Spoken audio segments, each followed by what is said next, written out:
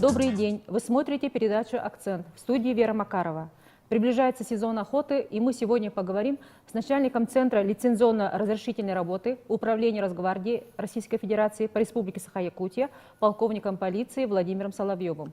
Владимир Васильевич, здравствуйте. Добрый день. Владимир Васильевич Соловьев родился в 1966 году в селе Чагда Кобяйского района. Службу в органах внутренних дел начинал в 1992 году. Прошел все ступени службы, начиная с инспекторского состава, подразделения милиции общественной безопасности, являлся оперуполномоченным по особо важным делам, управлением по борьбе с организованной преступностью МВД Республики, начальником отдела внутренних дел Кобяйского района. С 2011 года возглавляет Центр лицензионно-разрешительной работы. В настоящее время заместитель начальника управления Федеральной службы войск Национальной гвардии Российской Федерации по Республике Саха-Якутия, полковник полиции, награжден рядом государственных наград, в том числе медалью за отвагу. Одним из важных направлений деятельности сотрудников Росгвардии является контроль за оборотом оружия. По итогам первого квартала текущего года, какова ситуация в республике? Сколько владельцев и сколько единиц оружия? В настоящее время на учете состоит более 100 тысяч владельцев гражданского оружия, в пользовании которых имеется около 166 тысяч единиц оружия. Помимо этого, под нашим контролем находится 190 юридических лиц с особыми уставными задачами, имеющих разрешение на хранение и использование служебного оружия, в том числе 48 частных охранных организаций.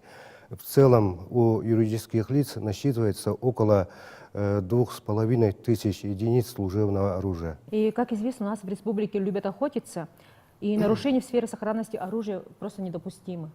А какие и сколько нарушений были выявлены? В целях эффективного контроля за оборотом оружия разработан план взаимодействия с Министерством внутренних дел по Республике Саха-Якутия по контролю за оборотом оружия. В рамках исполнения этого плана с начала года проверено 23,5 тысячи владельцев оружия, выявлено более 1000 административных правонарушений в сфере оборота оружия, изъято свыше 1500 единиц оружия и более 9000 штук патронов. Основные нарушения связаны с продлением разрешений, регистрацией и соблюдением правил хранения и ношения огнестрельного оружия.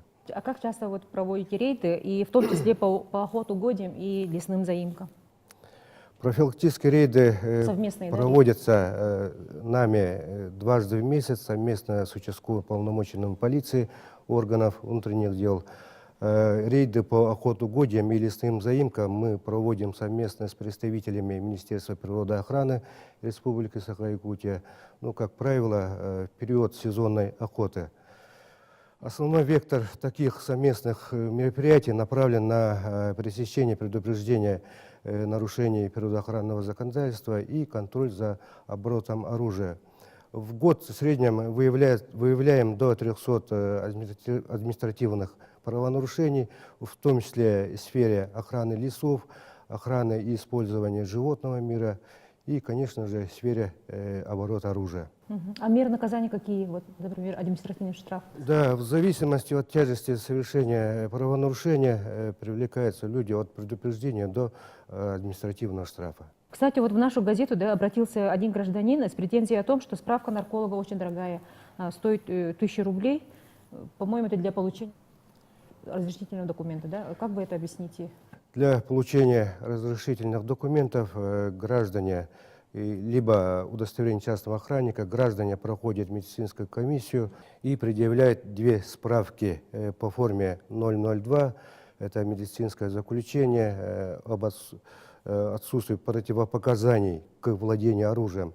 Вторая справка – это по форме 003, медицинское заключение об отсутствии в организме наркотических или психотропных веществ. Что касается размера справки, то могу сказать следующее, что размер этих справок от органов Росгвардии не зависит, поскольку они утверждаются и устанавливаются Министерством здравоохранения. А допущены ли преступления с применением оружия и в каких улусах? На ваш взгляд, каковы причины таких преступлений и ведется ли профилактическая работа вашими сотрудниками в этом направлении?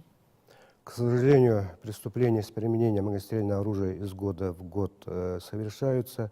В прошлом году, по сравнению с 2016 годом, зарегистрирован незначительный рост на один факт с 87 до 88 преступлений, в том числе и зарегистрированного оружия на 4 факта, с 44 до 48 преступлений.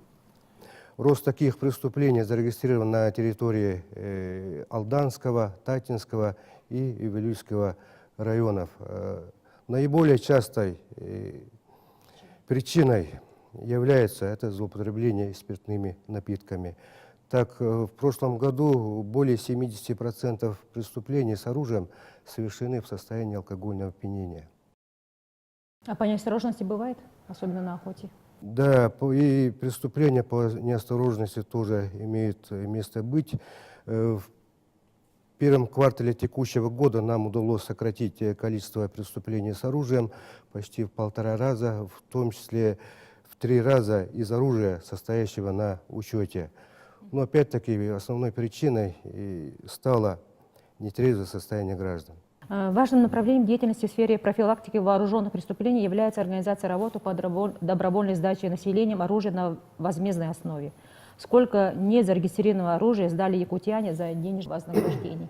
Работу по добровольной сдаче оружия за денежное вознаграждение мы проводим без малого уже 15 лет. Это с 2004 года, с момента выхода постановления правительства республики. С момента выхода этого постановления сдано порядка 3000 единиц оружия и около 250 тысяч штук патронов. При этом гражданам выплачено более 20 миллионов рублей. Что касается этого года, с начала года уже сдано 636 единиц оружия, в том числе 138 единиц незарегистрированного оружия и около 300 тысяч штук патронов. Но на сегодняшний день прием мы временно приостановили в связи и материалы пока не направляем в правительство Республики Саха-Якутия, поскольку мы освоили все средства, которые были предусмотрены на этот год. 5 миллионов рублей мы уже освоили.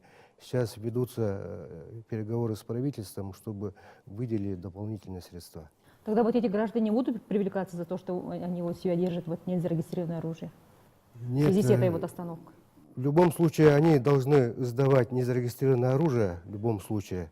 Только в этом случае они могут освобождаться от привлечения к уголовной ответственности или от привлечения к административной ответственности. А компенсацию они потом получат, да? Вот денежную? Да. В любом случае мы оружие принимаем, но пока что не можем организовать выплату. Понятно. Как мы отметили в начале передачи, приближается сезон охоты, и что бы вы посоветовали гражданам? Уважаемые граждане, владельцы, необходимо заранее обратиться в органы Росгвардии для получения разрешительных документов, либо продления срока их действия. Выезжая на охотугодие, в охотугодие необходимо строго соблюдать правила хранения, ношения, перевозки огнестрельного оружия, а также безопасное обращение с ним. Перед выездом необходимо проверить наличие всех разрешительных документов, включая охотничий билет и лицензию на добычу животного. Владимир Васильевич, спасибо вам за участие в нашей передаче. Напомню, что сегодня у нас в гостях был начальник Центра лицензионно-разрешительной работы Управления Росгвардии Российской Федерации по Республике Саха-Якутия, полковник полиции Владимир Соловьев. С вами была Вера Макарова. До следующей встречи.